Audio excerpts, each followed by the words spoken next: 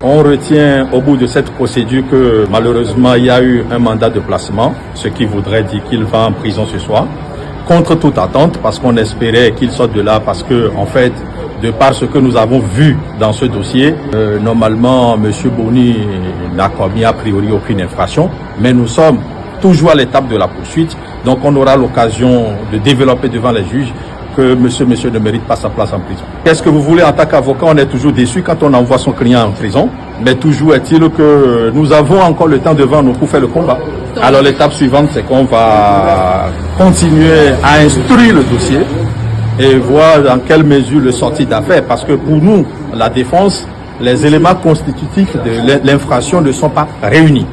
Donc il n'y a pas de souci, nous allons continuer à rester combatifs à cette étape-là pour pouvoir obtenir la liberté de M. Uoro Boni Richard. Le procureur avait déjà annoncé les couleurs. Il s'agit de l'infraction de corruption. Et évidemment, c'est sur cette infraction qu'ils ont lancé un mandat de dépôt contre lui. Et donc il va en prison ce soir, malheureusement. Donc c'est un seul chef d'accusation? Mais bien sûr, parce qu'on aura l'occasion de revenir largement sur d'autres éléments. Mais pour le moment, c'est ce qui retient l'attention et c'est ce sur quoi nous allons nous en tenir pour le moment. Il n'est pas seul, ils sont trois et à l'unanimité, les trois reconnaissent que M. Uoro n'a jamais remis de l'argent en vue d'obtenir une prestation de leur part, étant donné d'ailleurs que ces sous ont été remis après l'obtention du récépissé provisoire. Et les sous ont été remis pourquoi? Alors, je ne peux pas rentrer dans les détails parce qu'on est à la phase d'instruction.